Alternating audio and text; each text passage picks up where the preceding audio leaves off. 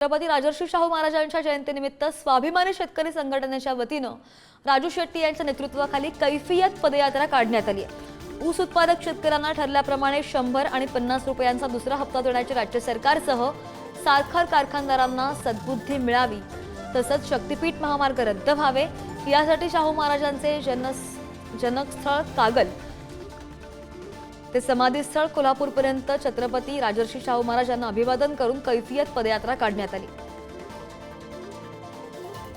मागील वर्षी तुटलेल्या उसाला ठरल्याप्रमाणे 100 रुपये दुसरा हप्ता मिळावा, शिवाय शक्तीपीठ महामार्ग जो आहे तो रद्द व्हावा या मागण्यांसाठी आज छत्रपती शाहू महाराजांच्या जयंतीच्या पार्श्वभूमीवरती स्वाभिमानी शेतकरी संघटनेचे नेते राजू शेट्टी यांनी कैफियत यात्रा जी आहे ती या ठिकाणी सुरुवात केलेली आहे।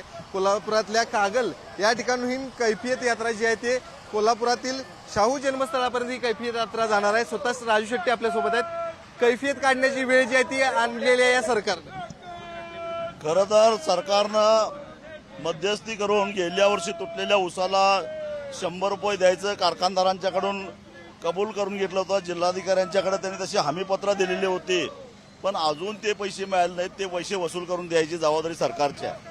कारण नसताना आणि गरज नसताना देवाधर्माच्या नावाखाली 27,000 एकर जमीन शेतकऱ्यांची काढून घ्यायचा प्रयत्न शक्तीपीठासाठी केला जातोय आणि म्हणून हजारो शेतकऱ्यांना भूमिहीन करणारा शक्तीपीठ महामार्ग रद्द करा या मागणीसाठी म्हणून आमची शेतकऱ्यांची कैफियत घेऊन शाहू महाराजांचं जनक गाव कागल ते कोल्हापूर स्मृतीस्थळापर्यंत आम्ही निघालेलो आहोत। तर ही कैफियत